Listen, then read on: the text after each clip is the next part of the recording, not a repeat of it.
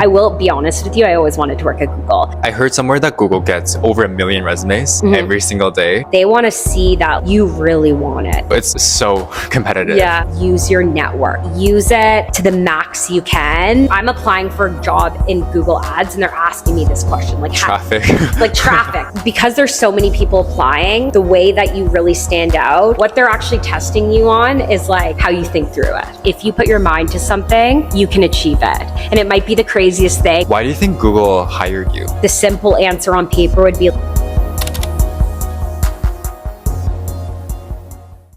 Welcome back to this week's episode of Jumpstart Your Career. Today, we are talking to Erin. I met Erin about 2 weeks ago when I visited the Google office in Toronto. And I remember there were quite a few account managers in that meeting. And Erin really stood out to me because she was really passionate and energetic. And I immediately thought that she was the perfect person to go on the podcast. Not only has she worked at amazing companies like Google as an account manager, but in the past, she's also had experience with ad agencies and CPG brands. So today, we're going to be talking to her about her career journey, how she got started in marketing and advertising, and eventually how she was able to progress her career and make her way to Google. So yeah, I'm so excited to welcome her onto the podcast. To get started, can you tell us a bit about yourself? Yeah, so my name's Erin Palmeter. I'm originally from Halifax, Nova Scotia. I went to Queen's University and I graduated in 2018. Following my time at Queen's, I worked in marketing and sales and I'm now at Google.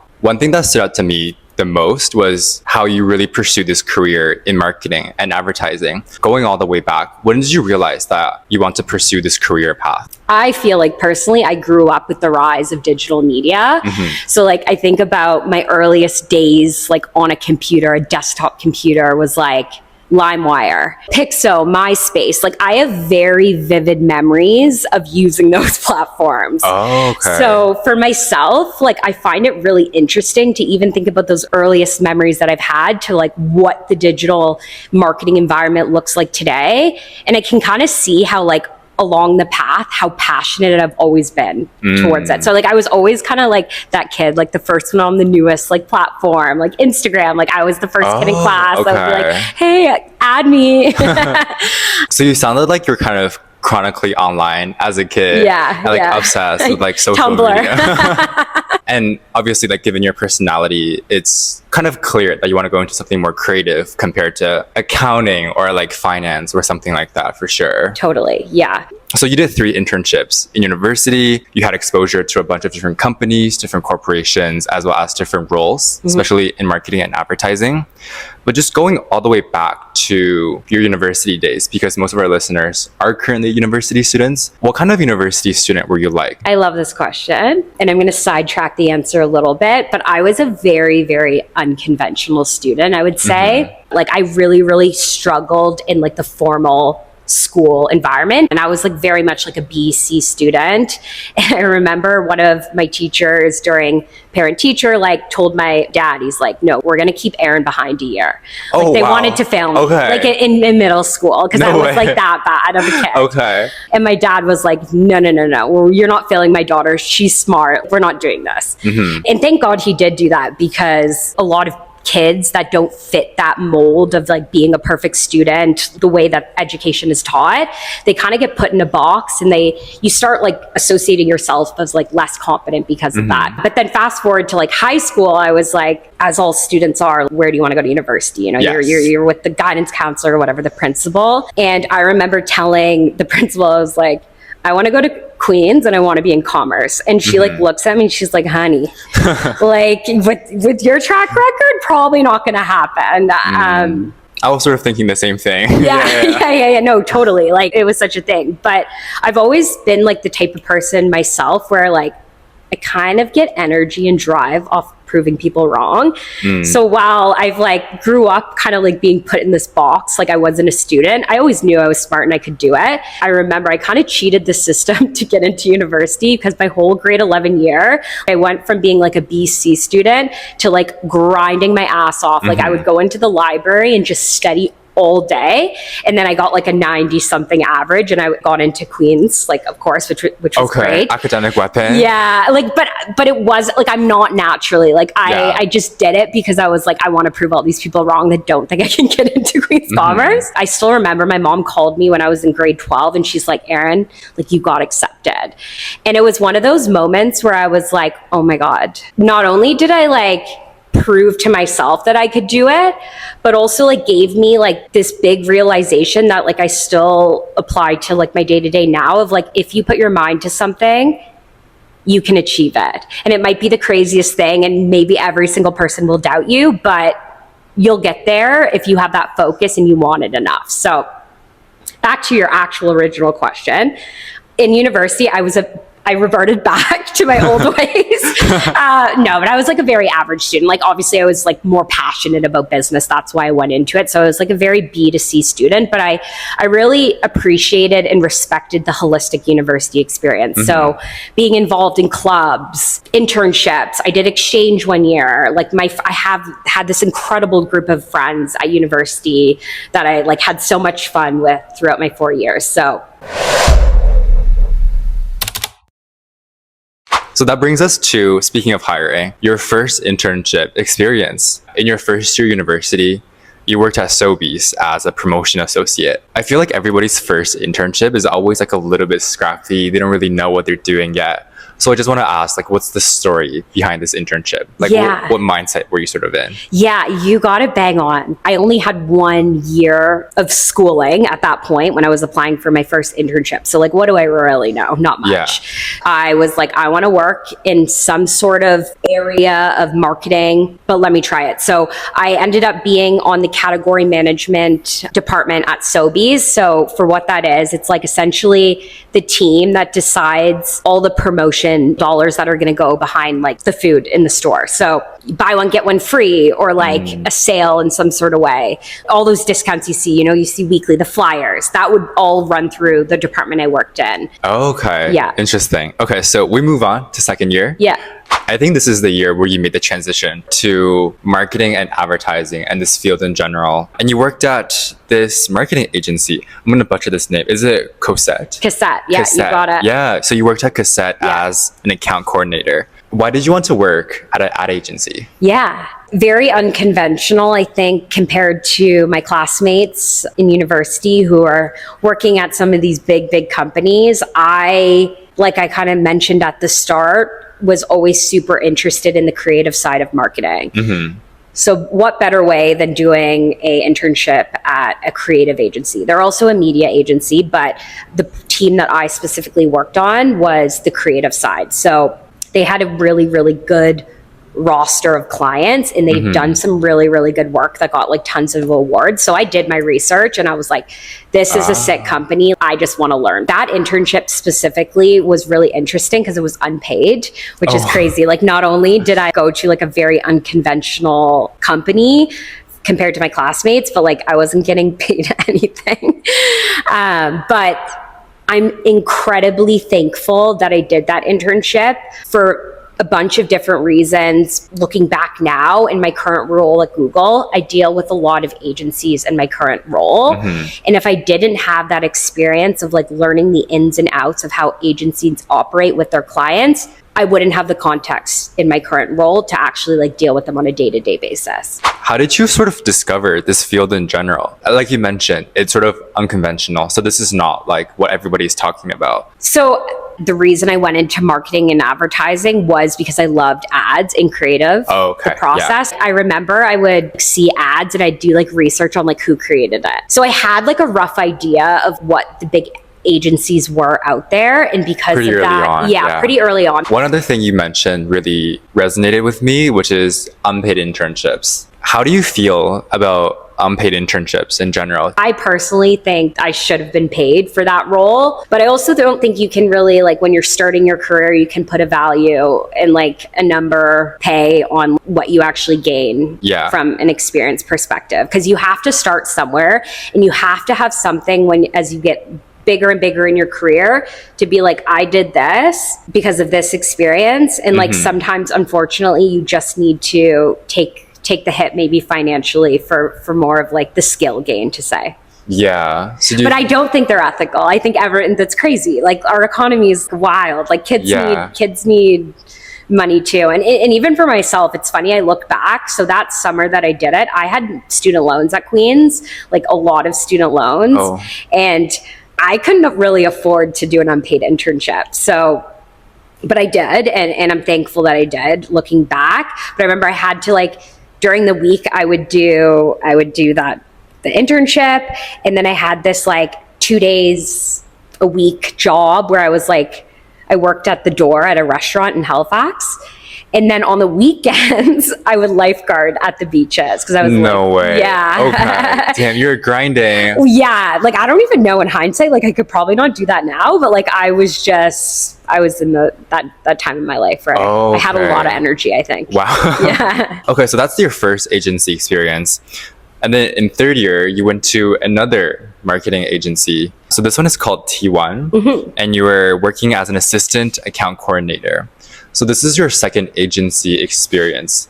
So can you tell us a bit about this decision to work here this summer? So I will say it was my third year going into fourth year, and my third year was exchange. Oh, okay. So, but I did fall exchange, and then I was back in the winter. But for internships, they do this like recruitment process, and it's usually in the fall or like right after, you know what I mean? So I was in the south of France at that time.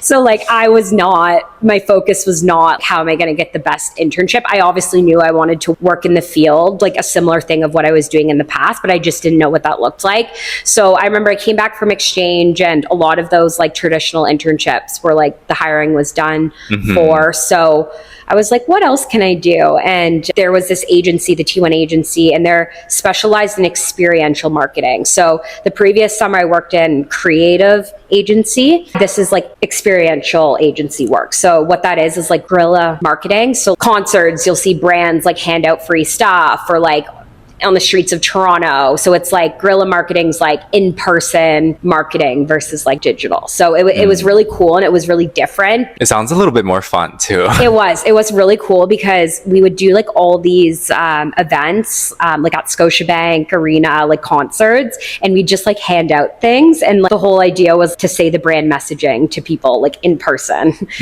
During your undergrad, when you're working these 3 internships, did you have a long-term life plan in mind for how your career is going to go? Like, for example, did you imagine yourself working at Google like sometime in the next 5 years? I think yes and no. I think if you get too stuck like with this plan that you're trying to go towards, you kind of prevent any new opportunities from coming in, because you're so stuck on like, I want to get to like this company, or I want to get to that company. And because of that, sometimes other opportunities that might be a complete shift or pivot, you might ignore because of that. For myself personally, I will be honest with you, I always wanted to work at Google. I remember in my fourth year, I went to this marketing conference, and I actually went to the Google office, and I was like, oh my gosh, this is so cool. Yes. Like, the culture seems amazing. I want to work for this company. Like, I didn't know how I was going to get there, but it was like an idea in my head. And I knew obviously they didn't hire students like immediately out of school. So it was something that was kind of in the back of my head of like what I wanted to do. Okay, interesting. Yeah. I didn't know this information. Like, I didn't know you were sort of manifesting Google a little bit ever since university. I think I kind of was manifesting. I didn't even know what I was, but yeah. So that kind of wraps up the first section where we talked about your 3 internships at university. One thing that I just want to dive a bit deeper into, just given your experiences with ad agencies, is how this world works and the opportunities that it holds for university students. In most business schools, ad agencies are so underrated. Before third year, I don't think I've ever heard the name of a single ad agency, whereas everybody knows like the big 4 consulting or accounting or MBB or like the big banks. Why do you think ad agencies are so underrated? Like, why do you think that most business students haven't heard of them? Yeah, I think for one, if you look at the curriculum of business schools, you might have one course that has like one section that might touch on like agencies, but like school doesn't really teach anything about advertising agencies in those basic marketing courses. And they were taking a very high level approach. SWOT. Yeah, SWOT, exactly. You got it bang on. Let's look at this case study and create like a marketing plan, which was great at the time, but those marketing plans are usually done by agencies in today's environment. Oh, I want to run this channel. Like we're going to run, I don't know, I'm just thinking of an example. Like we're going to run Facebook ads. We're going to run Google search ads. And like you have your whole strategy behind it. Those are agencies that are doing it today. So I just feel like the level of connection to kind of the understanding that it's not always in-house marketing people that are doing this. It's actually agencies for the most part doing it. There's probably a gap there in the curriculum, in my opinion. Yeah, that's the assumption that I had too. Like, for example, like Coke ran this cool ad for their new Super Bowl commercial. You would think that Coke is the one actually doing it. Yeah.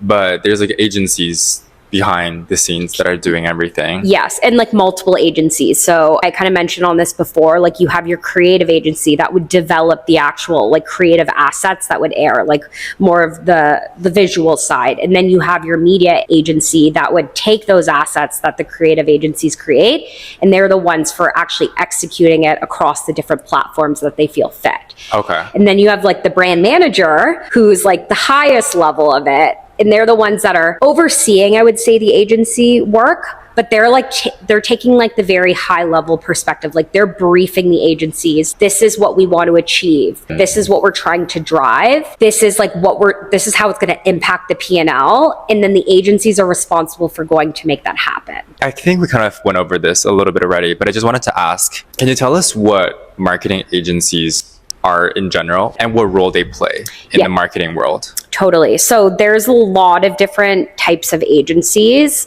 out there in advertising and marketing. So like I mentioned, like creative agencies, you have media agencies, but you also have like a bunch of other ones like experiential agencies, the one that I worked in my final internship. You also have like research agencies that do like all kinds of insights on brands. So there's a lot of different people involved, but the way the industry has moved versus maybe back in the day where you would have a couple people and they were all in-house and they were in charge of everything. The way things have shifted is like everything is really outsourced to all these individual partners, we call them like agency partners. Yeah. And they've become like a huge part of the execution of a lot of large brands that we all know and love. In Canada specifically, the most common ones you'll see is media agencies and then creative agencies. So creative agencies, like I said, they create the assets, media agencies execute them. And then I specifically now being at Google, because I am selling ad space, ad inventory, I deal mostly with the media agencies. So they're the ones that are buying the media. They have millions of dollars that they have that they need to run across different platforms. And they're the ones that basically are responsible for running the media, setting it up and measuring it and reporting it back to the client. What is the recruitment process typically like for an advertising agency? I don't think it's as intensive as some of like the financial or like investment banking, consulting, accounting jobs where you have like a full day where you're doing cases and like they're asking you crazy questions. In my own experience, those internships were like 2 to 3 interviews and they asked very, very generic questions. What's a difficult experience? Like, can you problem solve? What are your weaknesses? What are your strengths? But I really do think what agencies want to see is that you're able to work in like very cross-functional environment. You have clients that like are asking for things and there's really tight timelines a lot of times. Like, are you able to step up when needed to get that done? Because it's not an easy job. Like you grind at advertising agencies. It's very, very long hours. But then we like take it back and we're like, if we were to do like a little study right now and we looked at the number of people, in-house marketers versus agency marketers, agency's way bigger. Oh, really? Oh, for sure. Oh. Yeah. Like in-house marketers have become like smaller and smaller as companies has outsourced to these agencies, which again, it's more competitive to get those in-house marketing jobs, of course, like brand management jobs. But at the same time, like we need those agency people. They're the ones that are running and executing. What is it like working at an ad agency? I loved it. It was really fun. And I'm really grateful for like the experience and the skills that I learned in the role. But like, it's not the easiest job. Like, And I feel like because you're being hired by a client, that pressure, it's like being a lawyer. You have your client and you like need to deliver by this date. Like there's a lot of high stress in those type of environments where it's like you're delivering for a client, and if you miss that date, you're at risk to losing the client. No advertising agency wants to do that. So I think for myself, while I really appreciated it, it was like a very fast-paced environment. That said, in advertising, because you get to work on literally like the day-to-day execution and like development of the work that these big brands need to get done, you get a really wide range of like experience and skills. I think I remember someone saying that 1 year of agency experience is equivalent to 2 or 3 years of experience at like a corporate client job. Do you think it's true in a sense? It is true, like I said, because so much of the day-to-day work is run through the agency. That said, I don't think it's like if you want to pursue a career like specifically in marketing, you need it. But I do think it helps just given the environment and how cross-functional marketing plans and campaigns are and like how many people are involved in it. It would make you a better leader, especially the more you move up. Like if you were a CMO and you had all these brands under you, like you would want to know what your agencies are doing that you're paying millions of dollars a year for. Okay. For me, like having that experience, although it was very short and I'm sure there's so much more I could learn, at least I have a little bit of perspective of like how these people work and operate. So now, or like when I was a brand manager and when I was in a position to actually work with those people, it allowed me to work a little bit better with them. Like maybe setting expectations or knowing what they actually do. Like or like what do they care about? Like what are they motivated by? Like what's going to get them to do the best work that they can do? Like in your experience, in your job, do you see that a lot of the high level, maybe the senior executive level marketing people often have agency experience, or just maybe like the most successful people? I guess quote unquote successful is by your own terms. Yeah. But more high level successful people in marketing always have agency experience? Yes and no. I think it depends like what company you're looking at. At Google, there's so many people who came from the agency world actually. So in that sense, there's like a lot of senior people that spent a lot of their junior career just like in agencies and like learning from the bottom, like grinding, like doing everything that you need to do. And like now they're at Google. So I see that a lot. In traditional CPG, not as much. To conclude part one, which is all about, your university journey, I read this interview that you did with Queen's class of 2018. And there's this quote that you mentioned, which is that during university, I'm paraphrasing, but essentially during university, you found it intimidating to be in a program with many bright students, and that you were presented with the hardship and failure in the face of other success. What did you really mean by that? And how did you overcome it? Yeah. When you're super young and you're like in high school, it's really easy to like stand out. Like you get good marks. It's like you're smart, like XYZ. When you kind of get out of that like sheltered environment, you kind of enter the real world. You like quickly realize that like there are so many other people out there that are incredibly smart.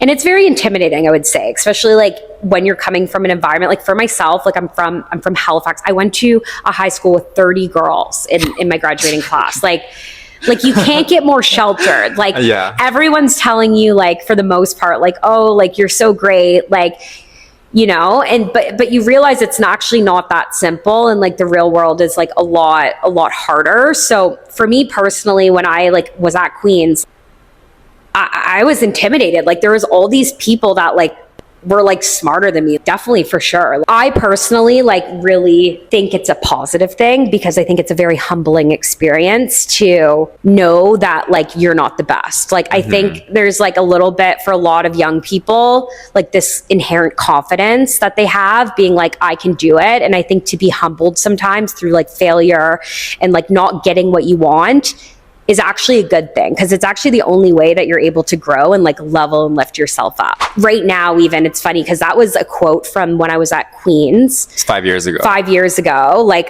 I'm in an even more intense environment at Google, like right now. Like I really am. I go into work and I'm like, these people are brilliant. Like there's so many smart and cool and creative and like unique thinkers. But like for me, I'm humbled by that. Like I'm actually happy to be around that because I know if I didn't have that, I'd be very stagnant and like the way I was now, and it wouldn't challenge me to be better or like grow myself. That's really good to hear. And I think a lot of people feel that in top business schools, especially when it comes to internship recruitment, because there's not only skill involved, but also I think a lot of luck as well. Oh yeah. And when you see other people landing these really prestigious roles at big companies, I think sometimes it's really easy to feel imposter syndrome and feel less than other people. And maybe this next thing will help. Your model in university was focus less on accumulating titles and more on building skills. Why do you think building skills is more important than titles, for example, in your university career? You have to be patient. Like your career is going to be super, super long. And I think a lot of people, when they're just starting, especially when they're in university, they want that really, really good job, right? Like they want to graduate, they want to get that great job, and they want to get to like success as quick as they can. But I think what I quickly learned is like, nothing comes easy, especially things that are good. If you're chasing titles and you expect it as quick as you can, like realistically, you're probably not going to get it. If you flip that and you're like, okay, I'm going to actually chase like skills, what are the different things that are actually going to get me to that title that I want?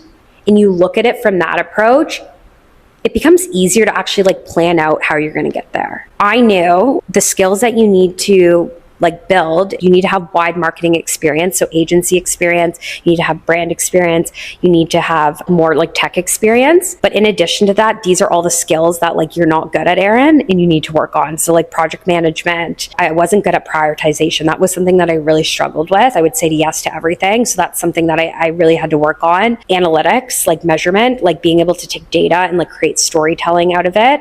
Those were like things that now I look back and I built those through my various experiences that I got, but I had to do those individually. They weren't just there. Like I had to learn them. So back to like my whole motto of focus on building skills. You don't need to know where you're going. That's not the issue, but like know what are those main things that you're lacking and like what experiences can you find to help you build on them. After you graduated from Queen's in 2018, you began to work at Mondelez International, which is a CPG brand behind a lot of well-known products like Oreos, Toblerone, Sour Patch Kids, and more. What does the transition feel like from a student to full-time? Yeah, it's very interesting of a transition because I think when you're in university, you have all these different milestones, right? You have like, you know, your different jobs that you have, and then you have your graduation, and then there's like just like a lot of exciting things that are happening in a very short period of time. But when you enter the workforce, it's like you work for 40 to 50 years, the average person is what I'm guessing. Like that is more time than like you spend with like your family and like your friends or like anything else that you do. And it's like very, very, very, very long. So I think those milestones that I was referring to that you get in university, it's very quick. They come a little bit, they're a little wider, right? You can work in the same job for like 4 years. That's your whole university experience, right? And you're doing the exact same job for those 4 years. So it becomes like a little bit, I don't want to say depressing because it's not depressing at all. But I think there's a lot of people that enter the workforce and they just want to grind. They want to hustle. They want to be like, you know, like the classic like investment banker type. They're like, I just want to like stay up till like 3 a.m. and just work. Like that's the quickest way I'm going to get success. I'm guilty of that myself. Like my first job outside of school, like I spent way too much time prioritizing my job. For me, the trick that I've learned in more recent years is the importance of pacing yourself. Your job is only one part of your life, and it's a very important part because it's going to give you a lot of perks, like financially, status. But as a human, I identify myself with my job, but I also identify myself with all of those other things that I do outside of my job. And that all comes down to being really good at prioritization. So it took me a long, long time to master this. And like, I'm definitely far from perfect, but like for myself, those things are like, I need to work out every single day. If I don't do that, I decide to work a long day. I'm not going to be the best person during that day. I need to hang out with my friends. I need to be with my family. I need to do all these like creative outlets that I have. Like I love to sew. So how do I find a balance between my job and like all of these other things that I love and make me better within my job to basically like pace myself better? I think where you don't want to be is go full force, put everything into your job because it's going to lead to burnout, and you see it all the time, and it's not good on your like mental health, your physical health, and I just don't think it's like the right way to like live your life. That's so interesting, because I feel like when you're a student, your full-time job is your school, and then in the summer you work for a few months, you grind, but it's only a few months, right? But it's interesting to hear how when you go into full-time, work can be like all-consuming sometimes, and you really have to make sure you still have a life outside of it. Speaking of promotions, actually, I think most Gen Z are so focused on just getting a job that they don't really look at what happens after you get a job, because internships are like 3-4 months. You're on a contract and then you leave. There's an end date. There's an end date. There's no promotion. Like, so I feel like people in my generation or just my age literally have no idea how promotions work. You see stuff on TV about people working really hard, sucking up to the boss and getting promoted. But I feel like that's not how it works in the real world. So I just want to ask you, how does promotions work in the workplace? How do you get promoted?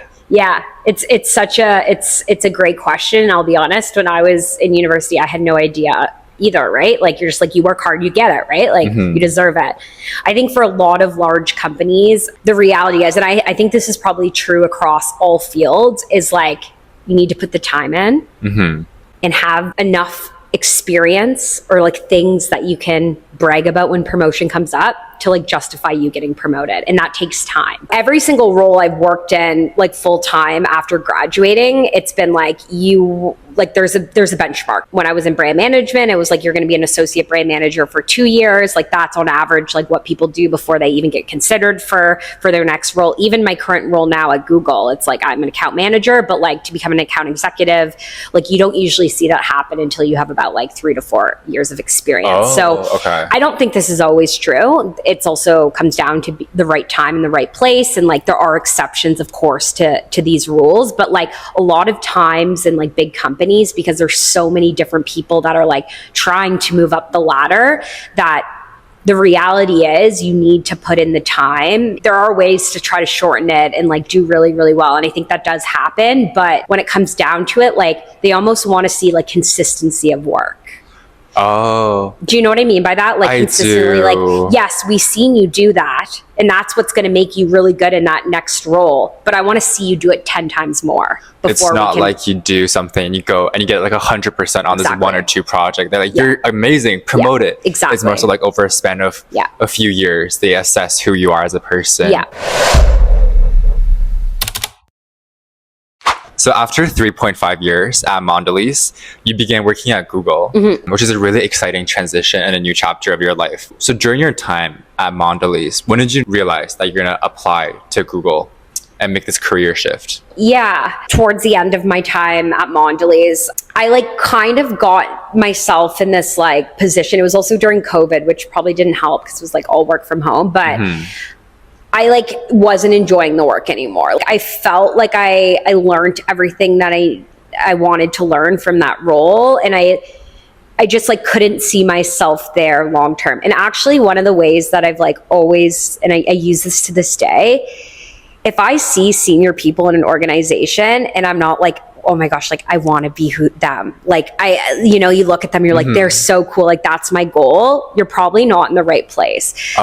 So like, now with people that are more senior than me, I'm like, I look at them, I'm like, oh, I just want to be you. Like, like that you, like, that's exactly where I want to be. So that's like allowed me personally to like identify when like a situation, it's like time to move on, or if you want to stay and like keep working towards something. Why do you think Google hired you? It's a really good question. I think the simple answer on paper would be like, I had all the experience for the role. I knew what was going on. I had the perspective through my agency, through my brand experience, through all the internships I had. I could speak the language. I understood what was going on and what we were trying to do. That said, I think there's a lot of people that have really good experience. So that's an easy answer. I think for me personally, for one, I think it's the right place at the right time, easily. It's become a lot harder to get into Google than maybe when I was applying for a brief period. But beyond that was like how interested and passionate I was about Google and like the company. In the interview, they ask you all the questions, but like They want to see that you really want it. The way people showcase themselves in interviews or like through coffee chats, you can tell when someone doesn't care and like when someone actually wants it. And that comes through by really good questions that they're asking, follow up, things like that. So I think for myself, they knew I wanted it. I heard somewhere that Google gets over 1 million resumes every single day across all their global offices. Crazy, but yeah. So it's like so competitive. Yeah. So I just want to ask, like, obviously a lot of time and prep went into your application and everything. I know you've been manifesting it since university. Like, what did you do to like prepare for this application process? Like, what are the different steps and the initiatives you took? Yeah. So I was really lucky because I actually, from my previous job, had some really good contacts at Google because I worked with them in my old role. So I was able to like leverage those connections to even get connected to other people, to set up coffee chats. I'm a huge advocate of use your network, use it to the max you can, because it's crazy what can be unlocked. I had really good chats with people who were currently in the role that I was applying for. So I understood what I was applying for, but also because there's so many people applying, the way that you really stand out, and I think this is true for anybody who is interviewing you, like they just want to like the people that they work with. It's like sounds so stupid. It's like you could have the best track record, the best resume, like crazy skills, but then if you're like not a nice person or like you just don't vibe with the interviewer, that's going to be the decision right then and there. So for myself, that played a huge part in it. Like I think the person that was interviewing me, actually I had 3 interviews or 3 or 4. They all like, I just vibed with them from throughout it and they liked me. And I think that actually played a bigger part than everything else, in my opinion. Interesting. Okay. And I think if you were like, even yourself, like if you were interviewing someone like, yeah, for sure. Say you have like 2 people and it's like maybe one has like slightly better resume, like maybe slightly, but then the other person has like still good, but you just like vibed with them better and you'd work better with them. You're probably going to hire that person. Yeah. My friend once told me that an interview is kind of like a vibe check. Like you want to like. It totally is. So we already touched a little bit on this earlier about the personality part, but when you're recruiting for big tech companies like Google, what do you think are the top qualities that they look for in candidates? Like if you were to maybe like rank them, like what would you say are like the top 3 or maybe top 5? Yeah. So I'm going to put on the top, we call it googliness. Okay. Googliness. And it's like, and it's so hard to explain. I'm saying it and I don't like, I need to be able to explain it. But googliness is essentially like being able to fit in like the Google culture. So like if I were to ask you, like if you were to describe a Googler, like what would you think of them as? Oh, okay. Like I'm asking you, like what would you think? Like it's exactly what you think. Just name some like things that you would think. Someone who's very creative, very eager to learn. Yeah. Very team oriented, I would say. Yeah. Oh my God. I feel like we're in an interview. Yeah, no, you're not, but you do well.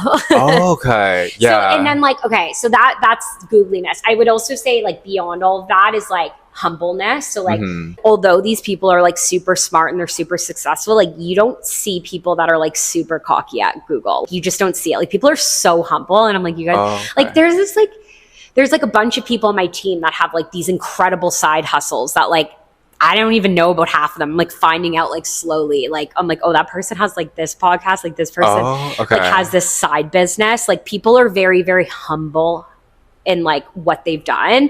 And I think that's like a huge quality. I would also say personality. Like they don't really like the robot type at Google. They don't want someone who's just going to come in and be like, yeah, I'll do that and then do it. Like they have AI who can do that for you at that point. Like they want people that are going to challenge the system and think differently. That is so interesting. Literally the top 3 qualities you mentioned were all sort of like soft skills or like character, all soft, like personality traits sort of, instead of having like a crazy high GPA or like the best like work experience or there's stuff. Oh, that's like, wow. Okay. One question that I want to ask is, what was like the most difficult or weird question that you got during your interviews for Google? Yeah. So the questions are like pretty normal for the most part compared to like some other jobs that I've heard out there. Like there's no like crazy case, but there is one question that comes to mind when you ask this. So I don't know if it was like the final interview or whatever, but I thought it was a really good question and also really represents what like Google is all about. So the question was like, you work for the government of Ontario and there's gridlocks in the city of Toronto that you are tasked to find a solution for. So like gridlocks as in like traffic concentration. So like you're essentially like responsible for finding a solution to like traffic in the city of Toronto. Yeah. Like we know, like there's too many people in the city. That's the answer, right? Right. But that question specifically, you can answer it a million ways, right? Like I'm applying for a job in Google Ads and they're asking me this question, like traffic. Like traffic. Like you are the traffic person of the Ontario government. What are your solutions to reducing basically traffic within Toronto and like gridlocks in certain areas? So like you could take this any way you want and you could have the craziest answer. But what they're actually testing you on is like how you think through it. I'll tell you my answer at the time because it's like kind of like stupid. Like it's not the best answer, but like it worked, right? I did this whole thing about like how you can incentivize people to like carpool. So like an incentivization program. I had like a 3-pronged approach to it. My second one was like, you can use Google data to basically light frequency, like the frequency of lights. Cause you know how in Toronto, like sometimes of like that Spadina and John Street or Front Street intersection, it's like, you turn left, it's like 3 seconds long. Like no wonder there's traffic. It's 3 seconds long. Like, you can't turn left. So I said that example. And then my final example was incentivizing people to take public transportation. So like giving, like governments can basically compensate people for like taking like the GO train, whatever. Interesting. So, but again, like you could take it any way you want it. Like it could be anything. And they just want to see that you're able to think of like a holistic solution to a problem. That I don't know if you drive in Toronto, but I used to drive in Toronto and it is a problem. And I've thought a lot about it. Yeah, that is so interesting because it's kind of like a mini case. Like, what would you do? Yeah. But it's like testing your logic and the way you think. Yeah. Yeah. Now we sort of move on to the final section, which is you actually working at Google. Everybody hears that you work for Google and they probably think it's all sunshine and rainbows. Like it is one of the most prestigious companies in the world. What do you think are the biggest upsides that people may not necessarily know about Google and the biggest downside of working there? Yeah, the biggest upside I would say is, I spoke about this, but like the people and like how many resources you have kind of at your fingertips. Like we own basically data, it feels like, like consumer data, but like also just like the people that I work with around me that are like so multifaceted and like they do so many cool things, like even outside their core role. I feel like if I were to start a company, like I would have a first person to talk to of like an expert in the industry of some sort of way. Yeah. So that's a great upside. I think beyond that, it would be like just the way that they treat us at Google is like, I'm very fortunate. And I know that not every workplace is like this, but like my hours are very good. And they actually encourage you not to work until 11 and 12. So like, it's actually funny. People at Google will do this. This is wild. So like, they'll schedule their emails like for the morning, even if they're like, because like we all have work, right? Like there are some days where I'm like working till like 8 o'clock, but there's some people that will schedule their emails to go out like the next morning because there's like a little bit of a stigma around sending an email because it looks like you're not googly. In the morning, you can't send emails before 11. No, because like you can't send like in the night. Like if you're sending 11 p.m. email, like do you know what I mean? Like so they'll schedule it for the morning, so it's in work hours, so no one like thinks that you're like working outside. And it happens, right? Like we all do it, especially because there is flexible work hours. You could technically work at night, but like people are very respectful of that work-life balance, which is like super, super nice because you feel protected and you feel like you have time to do like so many other things that are very important priorities in most people's lives. Those are the upsides. The food in the office is amazing. Free food. Like I don't even know the cost of groceries, which is wild. I should, because I know they've gone up quite significantly. But because I get food for most days, except like here or there, like I'll cook a meal. Oh, one really cool thing about Google from an upside perspective is we have this thing, and it's called Hall Pass. So every Googler gets basically a budget, and and it's quite a good amount of money, and it's essentially you can use it for anything that you want to learn. There's two areas. There's like outside your job, so that could be like working out classes, like private trainers, whatever. It could be expensed through that, or if you want to do something related to your job. So say you want to do like a public speaking course, or you want to do like, I don't know, you want to go to a conference somewhere. Yeah. There's a fund that every Googler gets, and it's pretty sizable that you can tap into every single year. So they want you to spend the time to like actually outside of your core day-to-day responsibilities become like a better kind of like worker and employee. So that's really cool. Like I've dipped into that fund a couple times. I'm going to do a wine course because I want to learn more about like wine, and I can dip into that. For when you take clients out on a dinner, wine? Okay, yeah, exactly. I mean, work related, like that. But it's more like it could be anything, right? It could be outside of your core scope or anything. So I like that because that just shows that they want you to not just be a robot at work. Like they want you to feel like you're growing in every area. So I recently read this book, and it says that all advice that a person gives you is autobiographical, meaning that they're really just talking to themselves in the past. If you can go back in time and talk to an 18-year-old Erin who is just entering university, or maybe a 22-year-old Erin who is, starting her full-time role, what would you say to her? Ooh, I like this question. It's also like such a deep question in a way. Yeah. But it's a good one because I have a lot more perspective. I would say be patient and trust the process. I think a lot of really ambitious people, they want to go really, really fast. But I think it's important sometimes to slow down and just trust that it's all going to work out.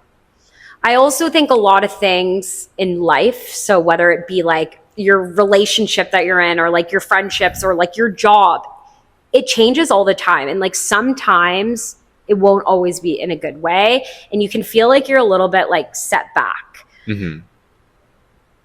Yes, it's very easy to kind of like I'm discouraged, I'm this and that.